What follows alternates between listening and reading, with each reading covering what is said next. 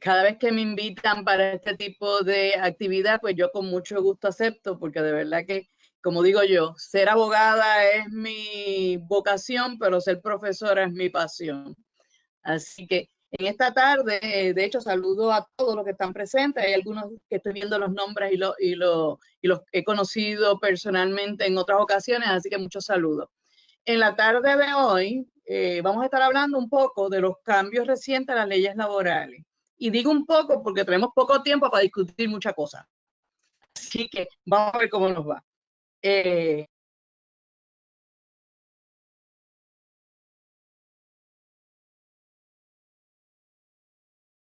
Aquí, ahora. El primer tema que vamos a estar hablando es una ley de reciente aprobación y es una ley que prohíbe el acoso laboral en el empleo. Esta ley es tan reciente como del 7 de agosto de este año, o sea que estamos hablando que tiene 2 meses y algo, y como hemos estado tan entretenidos en otras cuestiones como la política en Puerto Rico, etcétera, esta ley en particular ha pasado como bajo el radar. Mucha gente todavía no sabe que ha sido establecida en Puerto Rico, aprobada en Puerto Rico. Como les mencioné, la ley, el título de la ley es Ley para prohibir y prevenir el acoso laboral en Puerto Rico. ¿Cuál es la base legal de esta ley? Pues mira, donde podemos comenzar es Constitución de Puerto Rico, podemos ir al artículo 2, en la sección 1 de ese artículo número 2, nos habla de que la dignidad del ser humano es inviolable. También nos habla sobre la prohibición de discriminar y hay una serie de categorías incluidas, ¿verdad? No los voy a mencionar todas, pero por ejemplo, edad, sexo, condición social, creencias políticas, creencias religiosas, afiliación política.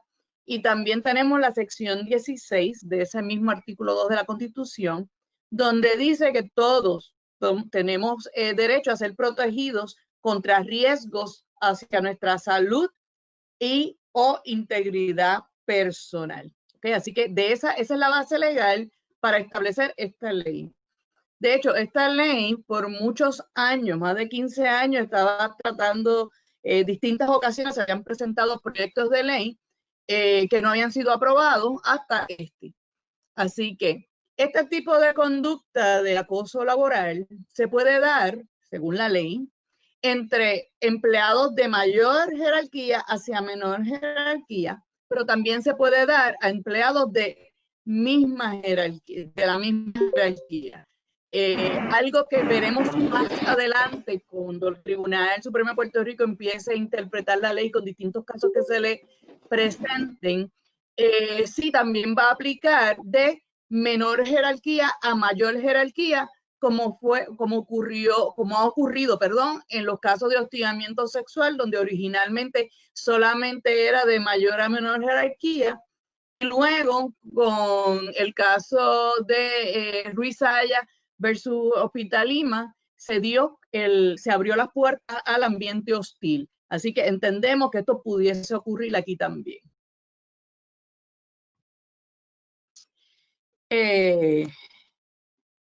¿Qué es hostigamiento laboral? La definición es muy larga. Yo les voy a hablar de lo que, ¿verdad? Le condensé la información. Pues mira, cualquier tipo de conducta, ya sea verbal, escrita o física, que sea abusiva. Uno de los elementos, y está marcado en azul, ¿verdad? En otro color para que lo puedan ver bien, es que sea reiterada. O sea, la ley nos está diciendo de que no necesariamente es un incidente, sino que tiene que darse de forma reiterada, ya sea por el propio patrono, por algún supervisor o representante del patrono y por cualquier empleado de la empresa, aunque no esté en un nivel gerencial. Es una conducta que no tiene, ¿verdad? Se aleja de lo que son los intereses legítimos de la empresa. No tiene que ser no deseada ni fomentada por la persona que la recibe. Y esto es bien importante porque esto ha ocurrido en otros escenarios con otras leyes. Y es que los trabajadores, ¿verdad?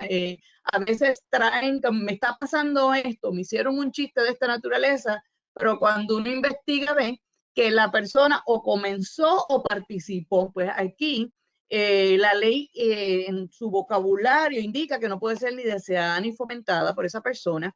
Es una conducta que tiene una mala intención, es ofensiva, puede ser difamatoria, puede ser humillante, ¿verdad? ¿Quiénes están protegidos? Aquí esto es muy interesante porque en términos generales las definiciones de empleados que dan la ley, pues es la persona que trabaja directamente contigo, ¿verdad? Con la empresa. Aquí la definición nos dice que va a cubrir a toda persona que preste servicios y que reciba compensación por su servicio, sin importar su categoría. O sea, puede ser un empleado regular, puede ser un empleado temporero, puede ser un empleado en periodo probatorio, pero incluso cuando me dice que preste servicios, también me está incluyendo otras personas que, aunque no sean empleados directos de ustedes como institución, son personas que le dan servicio, como por ejemplo guardias de seguridad, alguien que va a trabajarle algo en las computadoras, ¿verdad? Esta persona que a veces conocemos como el contratista independiente pudiese estar también incluido. Y algo también que sigue siendo interesante en la definición es que el término se interpretará de la forma más amplia posible, ¿verdad? Esa es una frase bien abarcadora que entiendo que cuando empiecen a llegar los casos al Tribunal Supremo, lo más probable es que va a decir cualquier persona, sea empleada tuya o no sea empleada tuya, sea un contratista independiente o no, puede estar protegido por esta ley, porque en la medida en que esté prestando servicio en tus facilidades, tú tienes como patrón una obligación de que toda persona que trabaje o preste servicio tenga un ambiente saludable de trabajo. ¿Cuál es la responsabilidad de los patronos ante esta ley? Pues mira, en el aspecto civil, ¿verdad? Va a responder, ¿verdad? Cualquier patrono que sea en curso, cualquier persona, porque esto no se limita a la institución, conlleva responsabilidad personal de aquel empleado o aquella persona que incurra en este tipo de conducta. Pero en la parte civil va a responder por una suma igual al doble de los daños que causen. ¿Ok? Eso significa que si un tribunal establece que la compensación para la persona son $10,000, por decir un número, pues puede subir a 20, va a subir a 20,000. ¿Okay? Esta doble penalidad está en prácticamente todas las leyes laborales. Como les mencioné, incluye la imposición de responsabilidad personal y dependiendo de los actos que estemos hablando, también pudiese haber cargos criminales, ¿verdad? Como algún tipo de agresión, calumnia, entre otras. Pues mira, yo le voy a dar brevemente qué la ley nos dice que tenemos que hacer para cumplir con nuestra responsabilidad como patrono. Primero es tomar todas aquellas medidas necesarias para eliminar o reducir al mínimo este tipo de comportamiento, ¿verdad? Y aquí nos lleva a que tenemos que establecer una política. En esta parte está lo más interesante porque la ley dice que la política que establezcamos tiene que ser basada en unas guías que va a establecer el Departamento del Trabajo. El Departamento del Trabajo tiene 6 meses para establecerla. Luego la ley dice que el patrono tiene, una vez el Departamento del Trabajo establezca su guía, va a tener 6 meses. Realmente dice 180 días, pero eso equivale a 6 meses. Va a tener para poder establecer su política. Al día de hoy, a mis clientes yo les he recomendado, vamos a trabajar una política que sea bastante cercano a lo que establecen otras leyes, especialmente el hostigamiento sexual. ¿Por qué? Les digo por qué. Mi recomendación a mis clientes ha sido, vamos a hacerlo desde ahora y no esperar al Departamento del Trabajo. Porque por un lado casi nos están dando 12 meses para preparar la política, ¿verdad? Si el Departamento del Trabajo se tarda 6 meses y nosotros 6 meses más, dan 12 meses, pero la ley entró en vigor, ¿saben cuándo? El mismo día que fue promulgada. O sea, el mismo 7 de agosto. Entonces, la preocupación que yo le he manifestado a mis clientes es la siguiente. Aunque la ley me permite esperar para hacer la política como dice la ley, por otro lado, me está imponiendo responsabilidad desde el mismo 7 de agosto. Y es por eso que les he creado una política y les he dicho, bueno, cuando salgan las 10 del Departamento del Trabajo, si cumple con la política que les he creado, cumple con eso, pues amén. Si no, pues la modificamos para que cumpla con las directrices del Departamento del Trabajo. Lo que sí me preocuparía es que no tengamos nada. ¿Por qué? Porque una de las cosas es que es nuestra responsabilidad como patrono el darle a los trabajadores un foro para presentar sus querellas, sus quejas en torno a esta ley.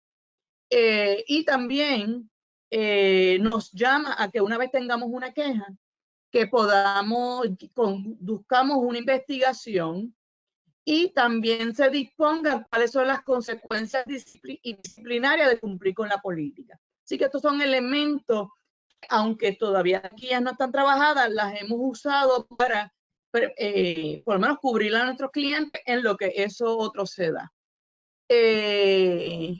¿Cuándo respondemos? Mira, el patrón nos responde cuando, ¿verdad? Hay una responsabilidad directa cuando los actos son cometidos por el propio patrono, que es el propio patrono, muchas veces el dueño de la institución o la dueña de la institución o la persona que la dirige, sus agentes y representantes, y aquí entra el término supervisores y gerentes. Cuando sabían o debieron saber que este tipo de conducta estaba ocurriendo, ¿ok? Así que si la persona le trajo la queja de forma directa es cuando sabían, pero si no lo traen así, pero escuchamos chisme de pasillo, pues miren, hay que levantar el oído y verificar, porque no queremos que algo que está empezando hoy, que todavía a lo mejor no se ha convertido en repetitivo, sí se convierte en repetitivo y le demos una causa de acción a nuestros empleados.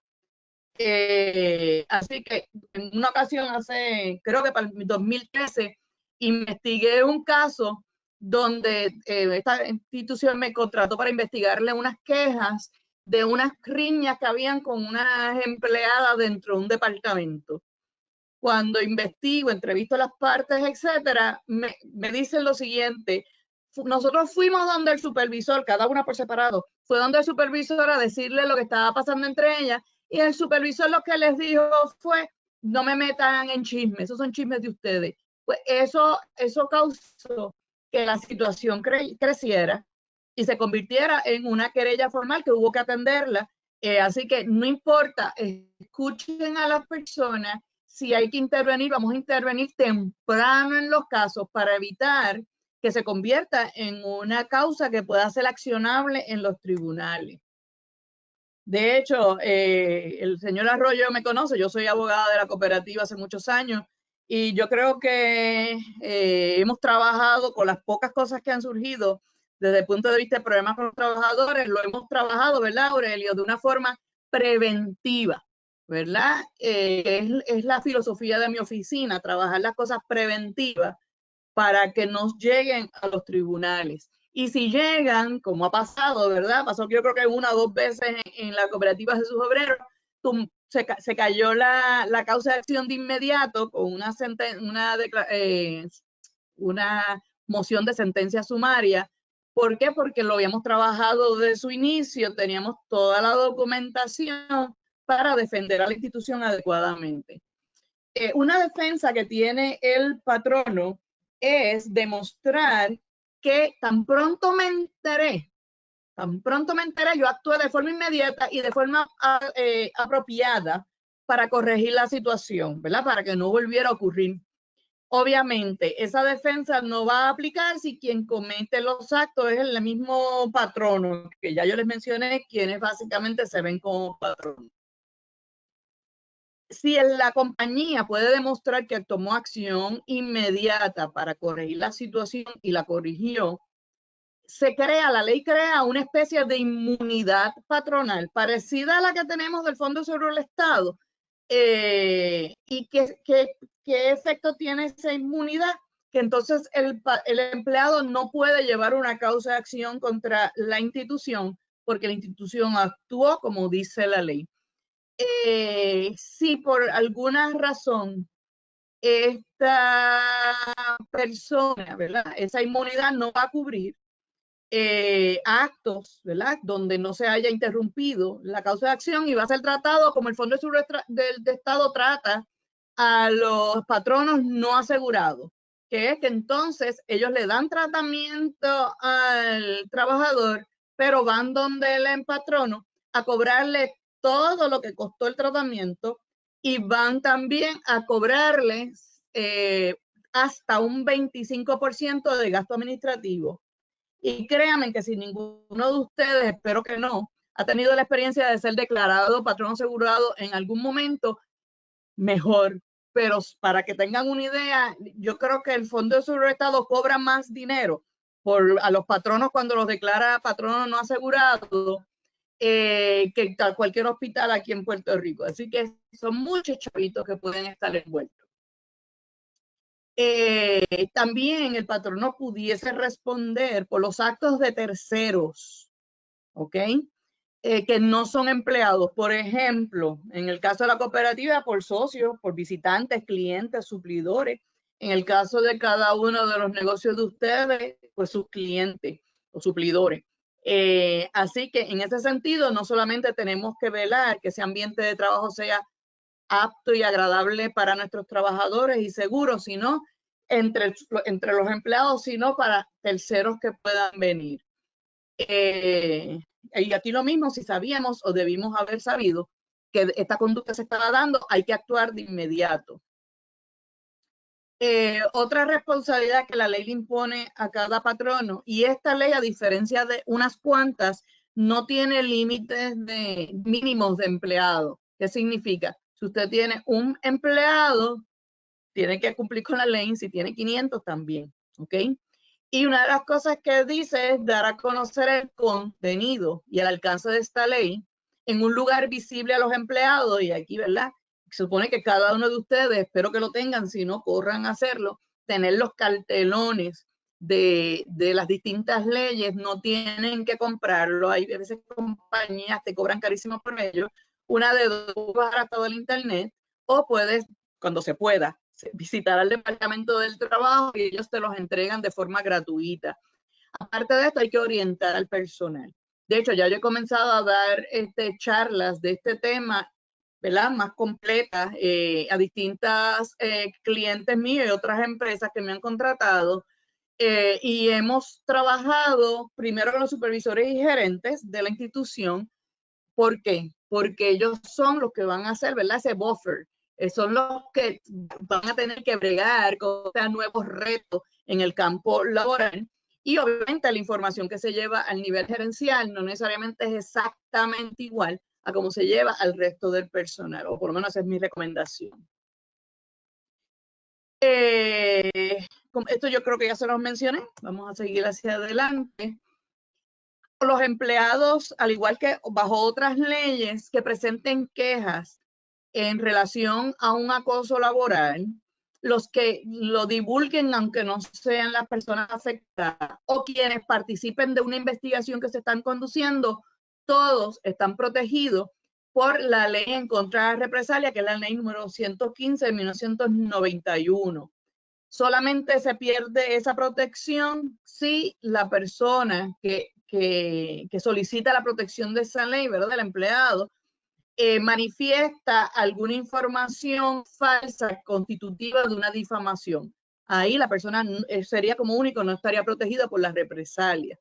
Y como yo he dicho en otros foros y también cuando doy seminario de hostigamiento sexual, lo digo. Mira, yo he sabido estar en casos donde hemos investigado bajo la ley de hostigamiento sexual y cuando investigamos, vemos la evidencia, bla, bla, bla, la persona dice, mira, no, de verdad aquí no hubo hostigamiento sexual, pero en el proceso la persona ha amenazado, ¿verdad? La persona que fue señalada por hostigamiento sexual amenazó a la persona, le cambió los horarios repentinamente, hizo una serie de actos que se pueden tomar como actos en represalia. Algunos ejemplos, hay como más de 20 ejemplos en la ley, yo les traje solamente algunos y se los resumí porque no tenemos tiempo para discutirlos todos. Pero algunos ejemplos que da la ley de actos constitutivos de acoso laboral son expresiones injuriosas, insultantes, ofensivas, que sean falsas, soeces, uso de palabras soeces hacia los trabajadores, comentarios hostiles, humillantes, comentarios que atacan la carrera profesional, pero algo muy interesante es que en esta en particular y en otra más, habla de que se haga frente a otros. De hecho, también en la burla por la apariencia física, se constituye hostigamiento laboral si lo hace frente a otros. No sé cómo un tribunal va a manejar eso, ¿verdad? Porque yo creo que humillar a alguien, sea en privado o en público, es igual de malo. Recuerden siempre, debemos de tratar a nuestros trabajadores, nuestros empleados con dignidad y respeto y en cumplimiento con la ley, ¿verdad? Nadie debería tener derecho y nadie tiene derecho a insultar a nadie más ni faltarle respeto, etcétera.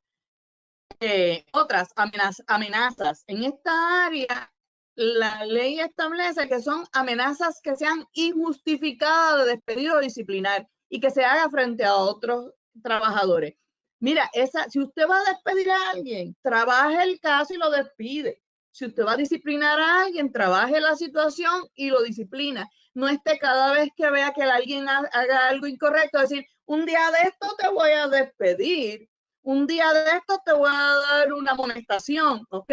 ¿Por qué? Porque si no lo hacemos, puede ser que se convierta en injustificada y ahí podríase abrir las puertas a una causa de acción por acoso laboral. Y también violar el derecho a la intimidad del empleado. Esa persona se acercó donde ti, tal vez te contó algo muy personal y tú cogiste y lo regaste por otras personas, ¿verdad? Ahí obviamente le estás violando, que es otro derecho constitucional, el derecho a la intimidad. De hecho, aquí en un anterior que les mencioné sobre la apariencia, además, depende de lo que sea, además de una causa de acción por acoso laboral, pudiese levantarse una causa de acción por discrimen, por ejemplo, si usted está criticando o está burlándose de la vestimenta de una persona por su religión, o si se está burlando de algún aspecto físico de esa persona porque tiene una condición de salud, pues entonces ya ahí abre las puertas a otras causas de acción. Ahora vamos a otra ley, de la ley resumido, vuelo de pájaro, la ley de acoso laboral. Cuando doy el seminario dura cerca de 2 horas, así que esto es un breve resumen. Hay algo antes de entrar a esta ley, algo que sí les quiero traer, es que cuando las acciones se dan de forma justificada para el bien y el normal funcionamiento de la institución, no debe ser interpretado o no será interpretado como un acoso laboral, ¿verdad? Una de las cosas, ¿verdad? Pero hay que estar cuidadoso cómo manejamos estos asuntos.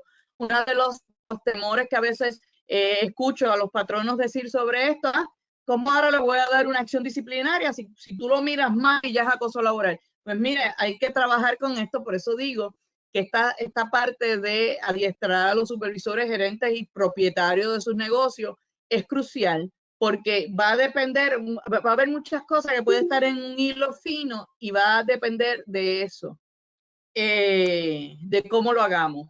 Esta otra ley también es una ley bastante nueva, si se fijan, fue aprobada el día después de la anterior.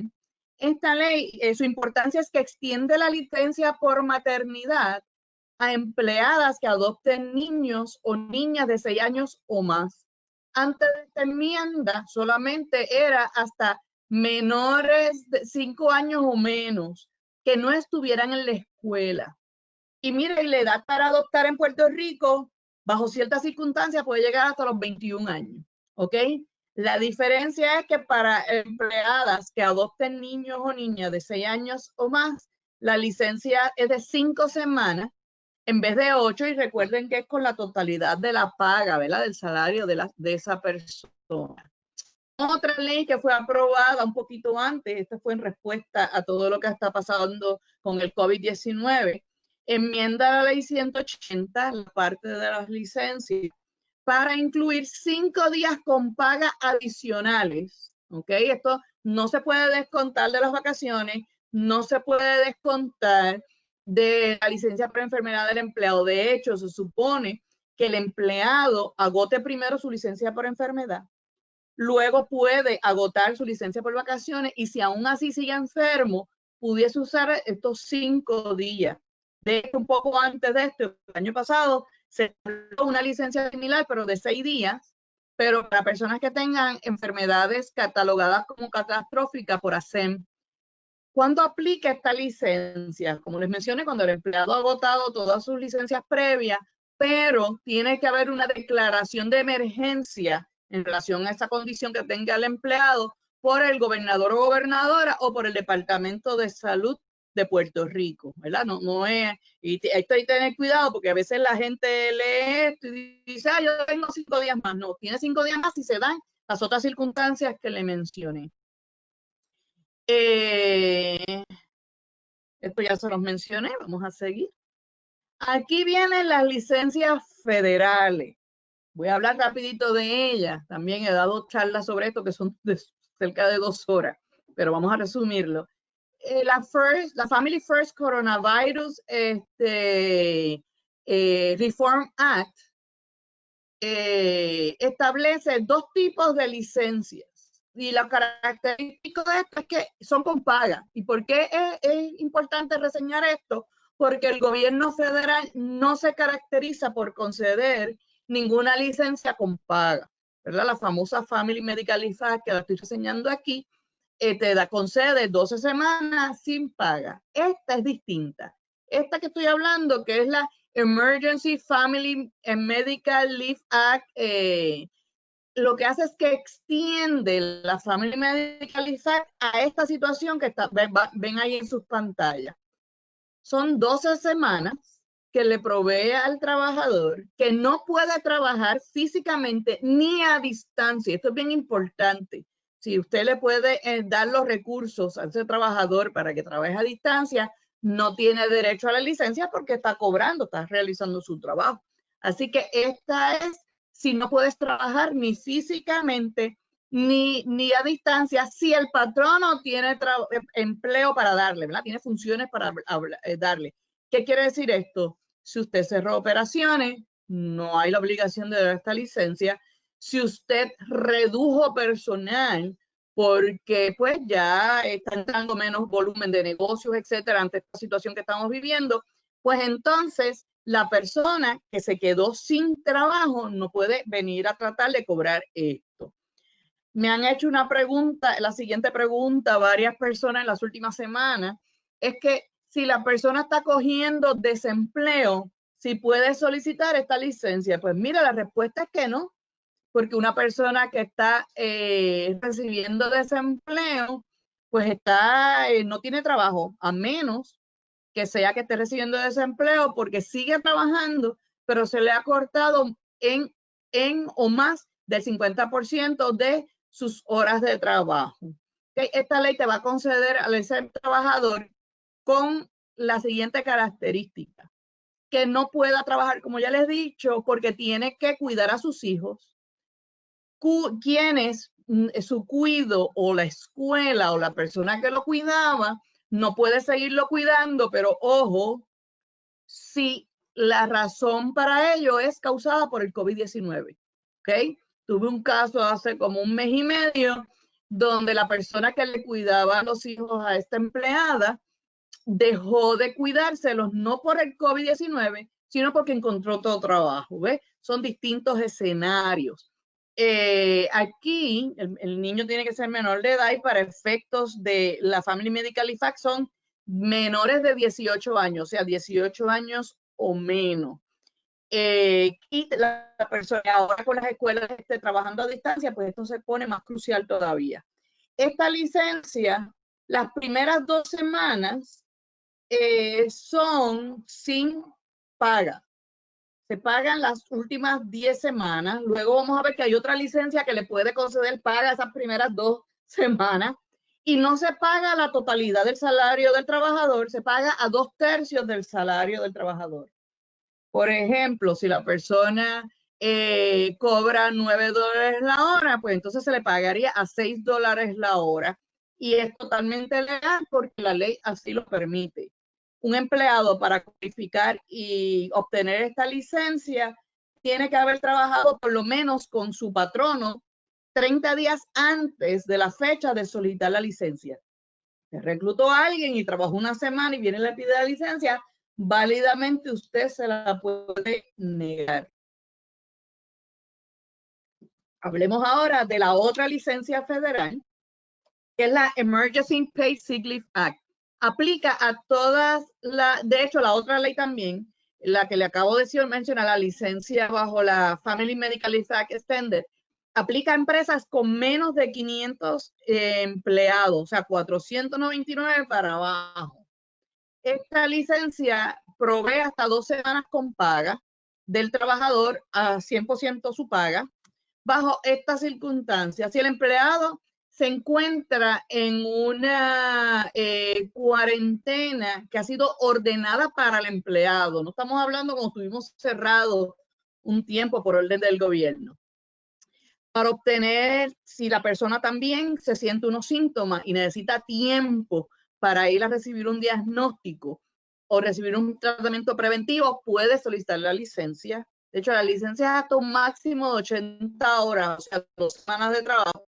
¿Qué significa esto? Si el empleado trabaja a tiempo parcial, usted no le va a pagar las 8 horas, va a pagar según las horas que trabaja el empleado. Aquí ven, también incluyeron la que hablamos de cuidar a los hijos por cierre de escuelas o centros de cuidado. Cubre las primeras 2 semanas que la otra licencia no le paga, las puede cobrar por esta licencia. Lo único que, como esto es una licencia de un uso y ya, si la usa para esto y luego el empleado la necesita para otro propósito de los 6 propósitos que establece la ley, pues entonces ya no las puede usar porque ya las agotó. Aquí también no es al 100% del salario, es a 2/3 del salario. Otra es que el empleado esté enfermo y la enfermedad sea relacionada al COVID-19, ¿verdad? Tenga el COVID-19, también la puede solicitar. La puede solicitar para cuidar de una persona que esté en cuarentena por tener la condición, ¿verdad? O una condición relacionada aquí también al COVID. Aquí también es 2/3 del salario y las guías interpretativas del Departamento del Trabajo Federal establece que no es cuidar a cualquier persona, es cuidar a una persona por la cual tú vengas obligado a cuidar, ¿verdad? Y si nos vamos y buscamos en la familia medical, ¿quiénes son esos? Cónyuges, hijos, padres, ¿verdad? Personas que hay una expectativa que tú la cuides y no haya nadie más que la cuide. De hecho, eso también aplica, así es para cuidado de hijos por cierre de escuela. ¿Okay? Esto ya se lo mencioné. La ley, como les dije, aplica a todo patrono, esta ley y estas 2 licencias, a todo patrono que tenga 499 empleados o menos, ¿ok? Así que hay otras leyes que aplican más que cuando hay 50 empleados o más. Aquí no va a aplicar porque va a aplicar aunque tú tengas un empleado. Esta licencia puede obviarse si el patrón, y no es toda la licencia, déjame aclarar, es la licencia para el cuidado de niños cuyos cuidos o escuelas hayan cerrado. Un patrono que tenga menos de 50 empleados puede negar la licencia si concederla constituye un gasto o una obligación financiera que excede los ingresos de la empresa o causaría que el negocio se viera, ¿verdad?, seriamente afectado y se afectaría su estabilidad. También se puede negar si la ausencia del empleado representa un riesgo sustancial para las operaciones del negocio. ¿Por qué? Porque los conocimientos de ese empleado son bien especializados y usted lo necesita para operar su negocio. Y también se pudiese negar si no hay suficientes empleados que puedan sustituir a esta persona, porque ya sea porque no estén cualificados para hacer el trabajo de la persona o porque no estén disponibles, ¿verdad? Usted está trabajando con un un equipo de trabajo reducido, pues conceder esta licencia para reducir más sus operaciones y quedarse cojo de personal, pues lo podría negar. Mi recomendación es, no hay que enviar, no hay que pedir permiso al Departamento del Trabajo Federal para hacerlo, pero dice la reglamentación del Departamento del Trabajo Federal que debes documentarlos todos, documentar los motivos por los cuales negaste la licencia, y esa evidencia la tienes que conservar por lo menos 4 años, ¿ok? Y obviamente, siempre cuando uno lee las guías establecidas, interpretativas establecidas por el gobierno federal, Departamento del Trabajo Federal, vemos que solicita la cooperación y la flexibilidad de ambas partes, que tanto empleados colaboren con su patrono en estos momentos difíciles, como el patrono colabore con las necesidades del empleado.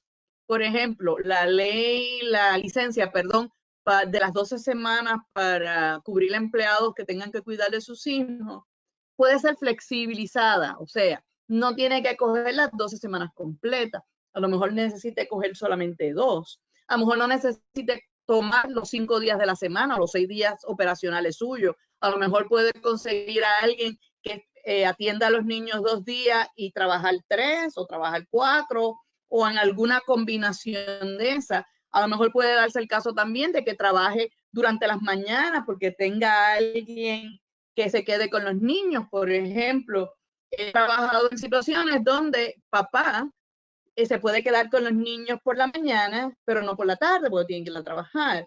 Entonces, lo que hace la mamá es que trabaja por las mañanas y por las tardes atiende a sus hijos, ¿verdad? Lo que hay que tener es buena fe de ambas partes y tratar de buscar alguna solución. Y recuerden que si la persona puede trabajar a distancia, es una opción viable para ambas partes.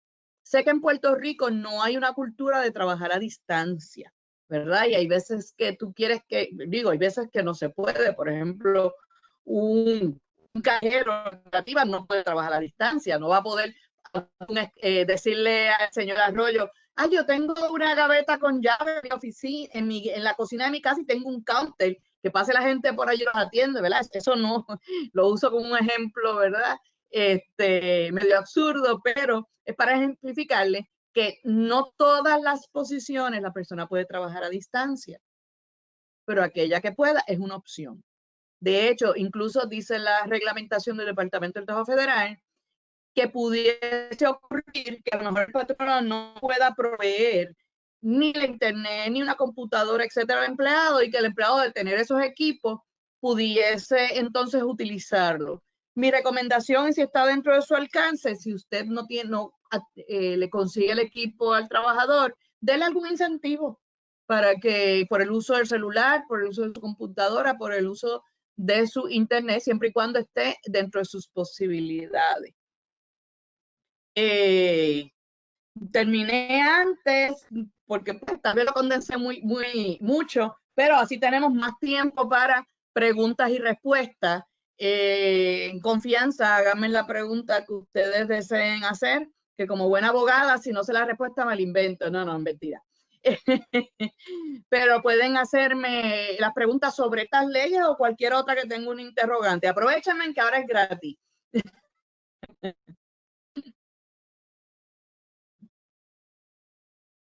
No te oigo, Aurelio, yo no te oigo. Ay, gracias. Ahora. Son tres leyes importantísimas que han sido de reciente factura. Y lo interesante, obviamente, se aprueban o se implementan durante este periodo, que también hay relaciones laborales especiales por la misma situación que estamos atravesando las empresas, ¿no? Y eso es muy importante para poder, ¿verdad? Es importante por lo menos entender de dónde viene esta ley, qué es lo que busca atender y cómo trabajar y proteger, ¿verdad?, el entorno laboral de cualquier tipo de reclamación sobre esta, y tener también un entorno laboral de haya paz entre todos, ¿verdad? Todos laboren en beneficio y en pro de la empresa. y del mejor interés de cada uno de las personas que trabajan aquí. Yo anoté 3 preguntas, me gustaría Okay. ¿verdad? Para comenzar esta Ujú, sección. Cuando surja un evento que el patrono entiende debe atenderse bajo las disposiciones de la ley de acoso laboral, ¿qué debe hacer? ¿Qué ya el patrono, ¿verdad? O el supervisor recibe la notificación y entiende que debería atenderse bajo las disposiciones de esta ley, a diferencia quizás de otra ley o en paralelismo a otras leyes parecidas, como tú muy ujú. bien explicaste, Sara? ¿Qué debería hacer un patrón, un dueño de negocio, un contratista de servicios profesionales que tiene empleados también? Ujú. Pues mira, mi recomendación es que no importa lo sencilla o complicada que usted crea o boba que usted crea la queja que se le presentó, atiéndala, investigue, ¿verdad? Verifique, ¿ok? ¿Por qué? Porque esa es tu responsabilidad, esa es y documentar. Eso es muy importante.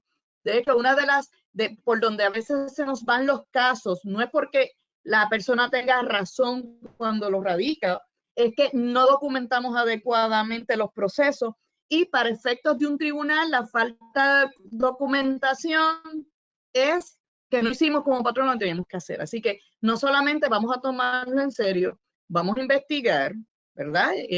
Se debe de entrevistar tanto a la persona que se está quejando como se debe de entrevistar a la persona contra la cual se queja y personas que estén aledañas.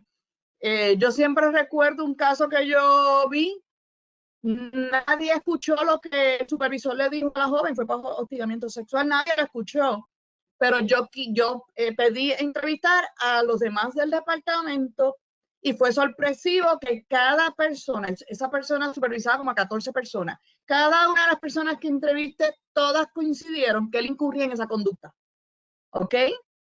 Y una de las cosas que pregunté, ¿y por qué no lo dijiste? Esta institución tiene una política de hostigamiento sexual y tiene unos procesos a seguir. Ah, es que la propia persona de recursos humanos se reía de lo que él decía, ¿ves?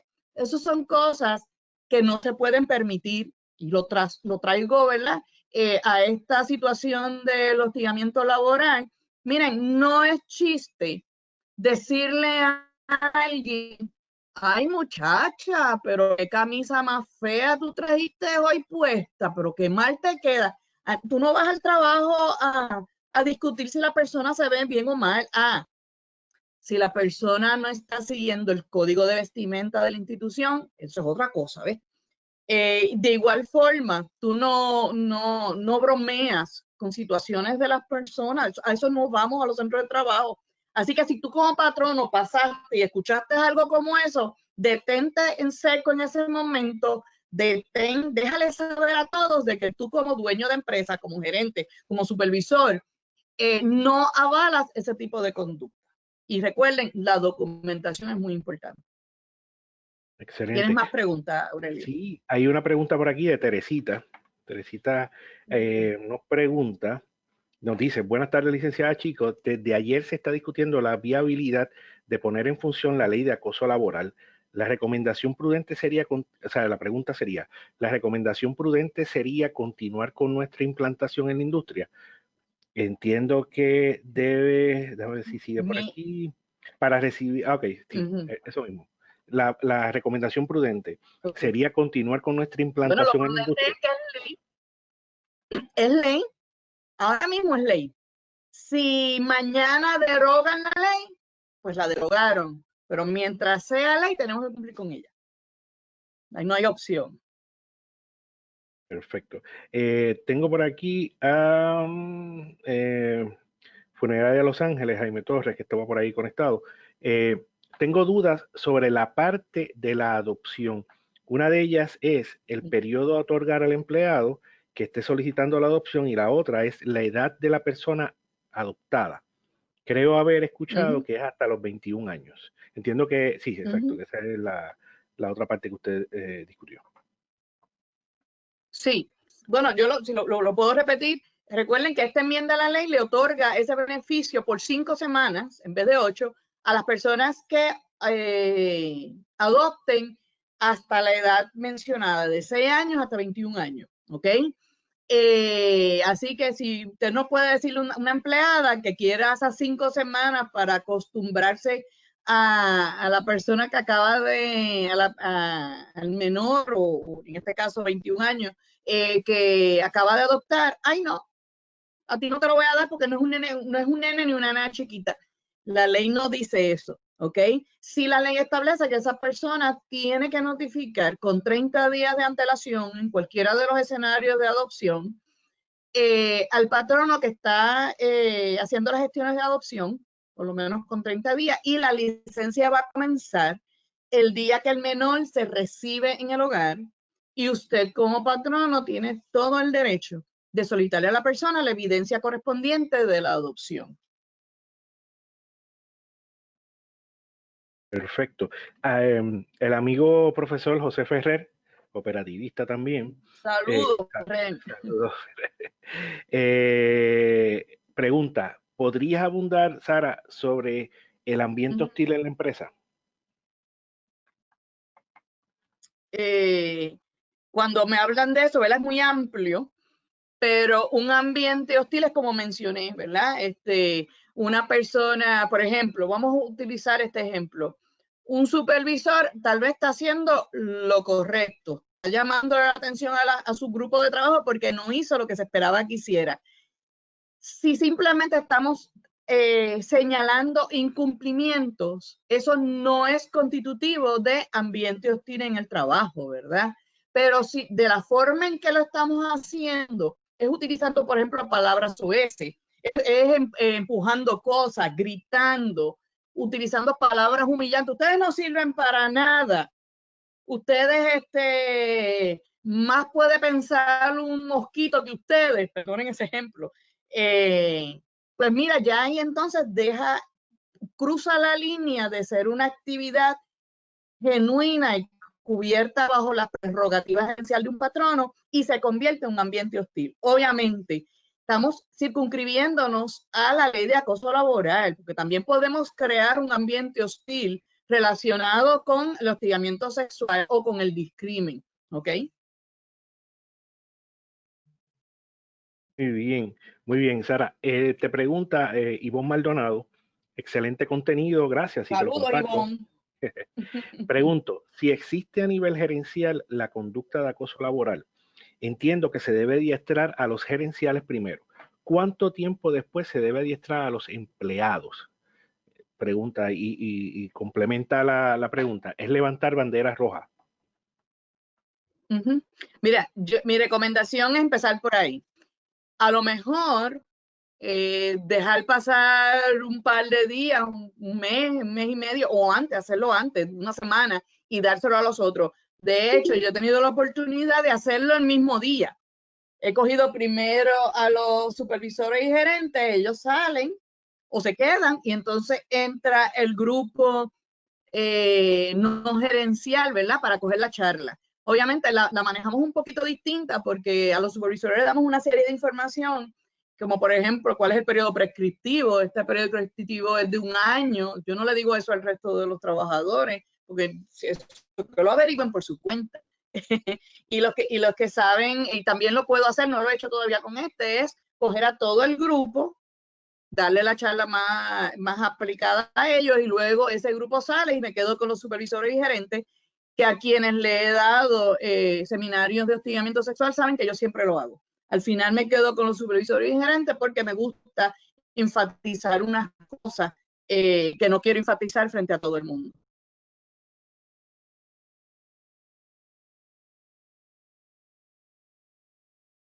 Te dejé de oír. Una pequeña interrupcióncita ahí, pero nada. Hay otra pregunta por ahí. Sí, ahora me escucha, ¿verdad, Sara? Sí, hubo una pequeña interrupción, pero se complementó el pensamiento. Hay otra pregunta. Teresita también nos pregunta, ¿cuál será el rol del Departamento del Trabajo en esta ley de acoso laboral específicamente? Aparte de publicar el reglamento. Ponerla en vigor, ¿ok? Así que recuerden siempre que el Departamento del Trabajo tiene autoridad en ley para llegar mañana a sus facilidades y hacer una investigación y pedirle documentación, y hablar con los trabajadores, ¿ok? Así que esta ley va a ser supervisada por el Departamento del Trabajo. Añado yo una pregunta que me surgió cuando estabas explicando el alcance de la ley de acoso laboral o de la implantación de acoso laboral o de la conducta, ¿no? Evitar la conducta en los centros de trabajo. Cuando hablaste de clientes y suplidores, ¿qué tú recomiendas, Sara, o cómo atender una situación de acoso laboral que surge de clientes o suplidores hacia empleados o personas de la institución? Ok, te voy a hacer la misma recomendación que doy cuando tiene que ver con casos de hostigamiento sexual o discrimen. Y es que una vez te enteras, tienes que sentarte a dialogar con la persona, ¿verdad? Si la persona insiste en ese tipo de conducta, ¿verdad? Porque no tenemos la misma potestad para un tercero que para nuestros empleados. Si la persona insiste, pues ya tú como patrón tienes que tomar unas determinaciones. Como por ejemplo, si es un suplidor e insiste en la conducta, pues una alternativa es, vamos a cancelar tu contrato. Que de hecho, eso es una cláusula que se pudiese poner en el contrato cuando se va a hacer negocios con un suplidor.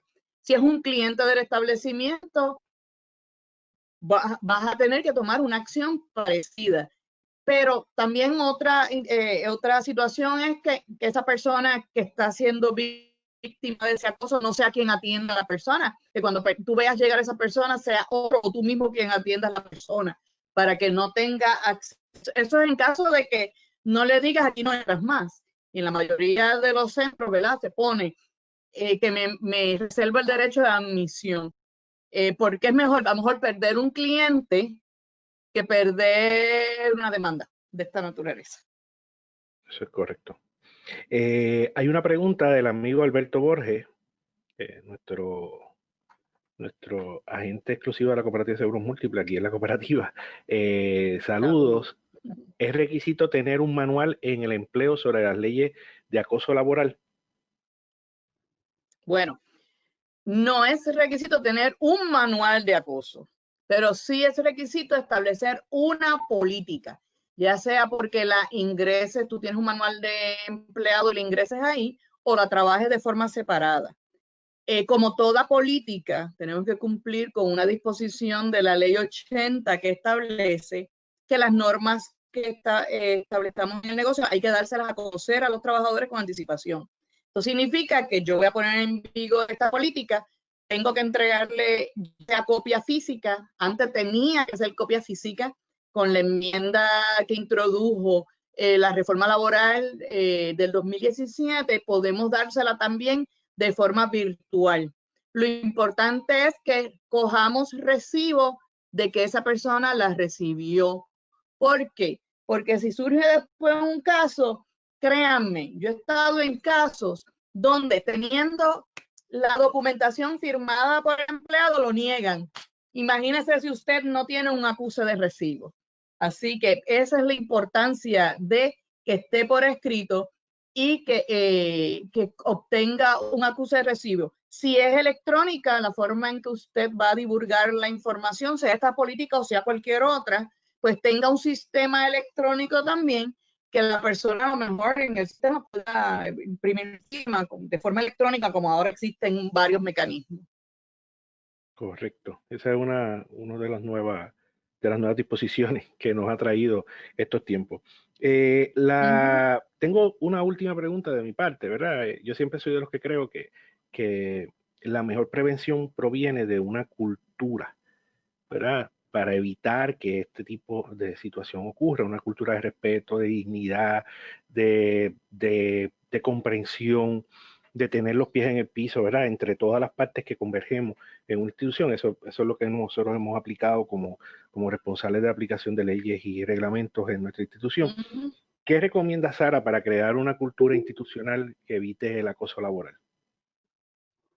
Mira, lo primero es que el ejemplo empieza por la casa, ¿verdad? No podemos requerirle a un empleado que se respeten uno a los otros si nosotros como jefes o propietarios de negocio no respetamos. Y usted va a decir, pero ¿cómo eso es posible? Pues mira, le voy a decir, yo una vez, hace como 7 años, trabajé en un caso donde la persona estaba alegando un discrimen por religión, y entre las cosas que dijo fue, el dueño de la empresa me decía todas estas palabrotas. Ellos me contratan para ver ese caso, siguen siendo clientes míos ahora, pero no lo eran en ese momento, pero me contrataron para ver ese caso. Y yo me reúno con el dueño de la institución y le digo, entre usted y yo necesito que usted me diga si esta alegación de él pudo haber sido correcta. Yo me acuerdo que aquel caballero bajó la cabeza y me dijo, ay, licenciada, puede ser que sí. ¿Sí? Así que sí, si nosotros empezamos por el ejemplo que nosotros le demos a los demás, cómo los tratamos a ellos, y atajamos cualquier trato distinto que pueda ser constitutivo de un acoso laboral o de faltarle la dignidad y el respeto a un trabajador, hay que detenerlo de inmediato. El semillero más grande para crear casos que lleguen a los tribunales es que no lo detenemos, lo dejamos pasar de largo. ¿Por qué? Porque todos los que están mirando, todos los demás dicen, aquí no me va a pasar nada. Eso es como el empleado que se pasa faltando y tú no atiendes la situación. Obviamente, ¿qué va a hacer los demás? Empezar a faltar también. Si total, aquí no le pasa nada al que falta.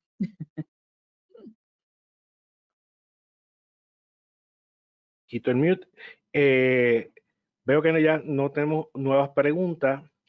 Primero que todo, te agradezco, Sara, la participación, la orientación. Siempre es un placer escucharte, aprender contigo. Tus dotes de comunicadora son excelentes y pues, siempre son bienvenidos. Gracias. En nuestra casa, que tú sabes que es tu casa. A todos a los amigos y las amigas que se han conectado durante esta presentación, le agradezco mucho su participación durante la tarde de hoy. Estamos buscando crear talleres virtuales para comunicación con la comunidad y para orientación a toda nuestra comunidad en diferentes aspectos. Empezamos con estos primeros talleres virtuales en el mes del cooperativismo, hablando sobre temas que atañen temas apremiantes que atañen a las pequeñas y medianas empresas, a los pequeños comerciantes, contratistas de servicios profesionales, gente que trabaja por cuenta propia y que son muy importantes discutir.